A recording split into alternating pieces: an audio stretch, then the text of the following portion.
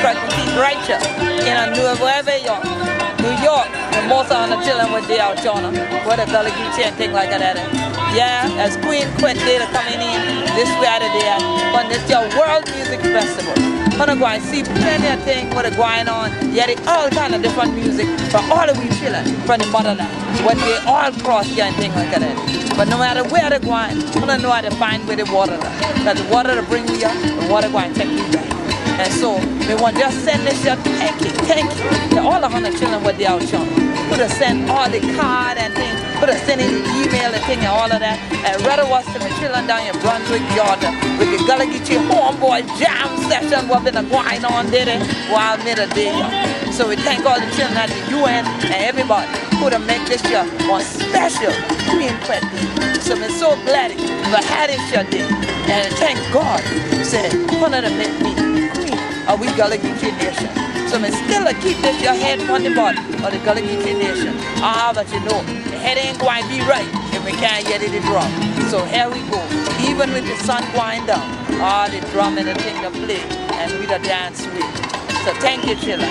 This year the Queen Quet, and I wanna know this year for what's going on.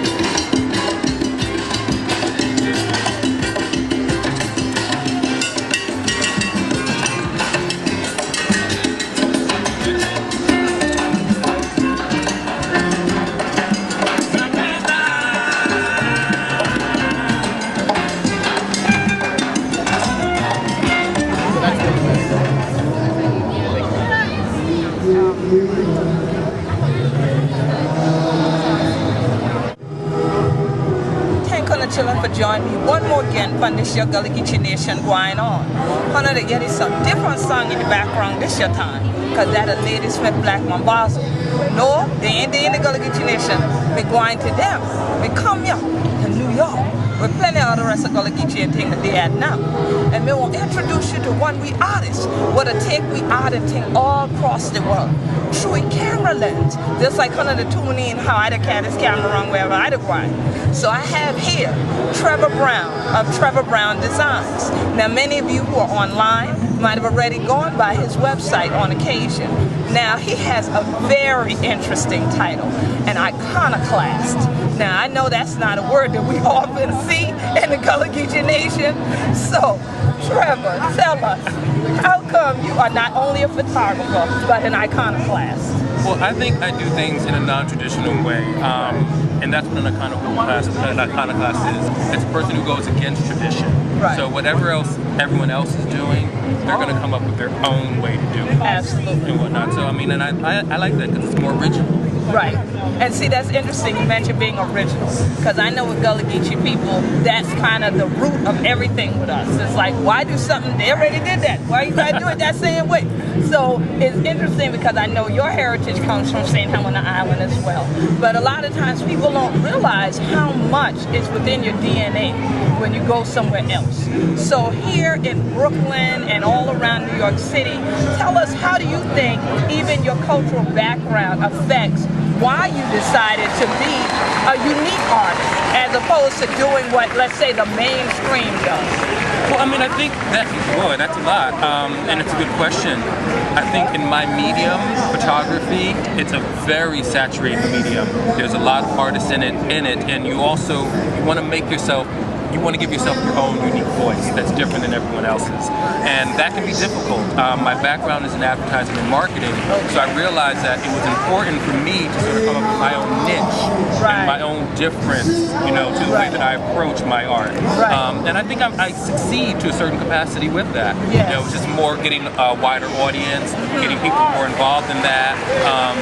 I think the way I like to travel is also very unusual, and then that also shows in the art too. Like when I went to India for a month last year, the work that came out of that was just absolutely beautiful, gorgeous. And as I travel more, what I begin to see around the world is we're a lot more connected and the same than we are different. Right? And I think it's absolutely beautiful. Absolutely. Amazing. And see, that's one of the things I try to cover on this show, is showing an array of our people and an array of the way that people of color around the world especially display who they are.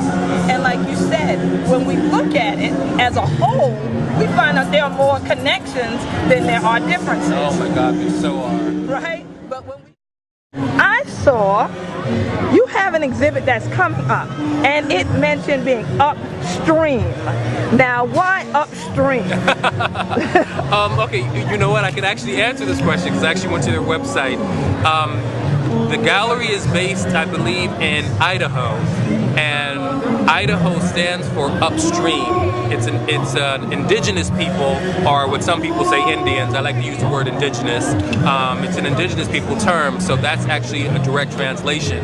Idaho means upstream, so it's the Upstream People Gallery, and yeah, so that's where it's coming from. Interesting. So what is the name of your exhibit that's going to be appearing in the gallery? It's a part of their juried exhibition.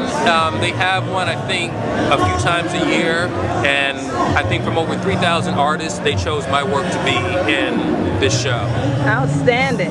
Because, you know, of course, being people of the islands, when we have our streams, there's that flow there. And so we want to definitely make that connection. And we know that show is coming up and opening online August the 1st, correct? That's correct. And their URL is upstreamgallery.com, or you can go to them through me at trevorbrownonline.com. Absolutely. Now, it's interesting because a lot of your photography, what is your main focal point, or do you just do an array of different things as a photographer? Well, I think as an artist, I'm still trying to find my voice, but you will find certain themes that are reoccurring in my photography. We were just talking about earlier before we got on camera, Jonathan Green. He loves bright, vibrant colors. I love bright, vibrant colors, and I really try to capture that in my work. I really try to also capture things that are unique or odd, or things that you wouldn't necessarily look at in a certain way. So one of my pieces that was reviewed by the New York Times earlier this year, it's actually a photo of a garbage can lid, but you wouldn't tell that by looking at it. The picture is beautiful. It's so gorgeous. And people are like, well, what is that? I'm like, well, what do you think it is? They're like, I don't know, a manhole cover, rings, grass. I'm like, no, it's a garbage can lid. They're like, oh my God, it's so beautiful. I didn't realize. So I really try to find the hidden beauty in like very common things. Interesting. All right. Back. Come back in, friend. And it's wonderful how you're saying you take things that are in this urban environment and then make them so unique in their display that people who live right in the environment don't even know what it is. Yeah, so I mean, that really gives life to your title as an iconoclast. I mean, I think it does to a certain extent. I mean, I'm not the only artist to do this. I mean, I'll be humble in saying that, but I mean, I do think it makes people don't sometimes take the time to notice the environment around them. And I think living in an urban environment, you take a lot for granted. See, for me, I try to count my blessings every day, and I try to notice the beauty around me every day. And I think, and noticing like the most unique thing, maybe how the sunlight lights on a little leaf on the ground, I can find just extract a certain amount of beauty from that and make it a beautiful photo. Absolutely. And that's what's so wonderful about the things when people are creative that are all around the world. And I think even those who don't consider themselves artists take for granted what goes into creating. Well, I think everyone's an artist personally. I got you. I feel everyone has a certain amount of creativity in it. Yes. Now, whether they tap into it or not, you know, that's a whole other thing. Like, I'm always encouraging people to get into photography, to start taking photos. You know, maybe they'll find their own, that they have an eye themselves and whatnot. But if you don't try it, how would you know? Exactly. And then the thing about it is with photography, you are documenting the time and space. You could go back next week and that same thing is not there anymore. Exactly. You know, even that same person is not here anymore for us to take a picture of. So it's so vital, the type of art that you do. And so we're definitely going to be looking out for more, not only in exhibitions around the world, but especially online, because then the whole world can see it at one time. So we definitely want to tune back in with you so that everybody can see a lot of this artwork that I get the chance to look at and everything and admire. And I know you have a book out, so we're going to talk a little bit about that later on. But Hunter Chillin, this year, the What Gwine On.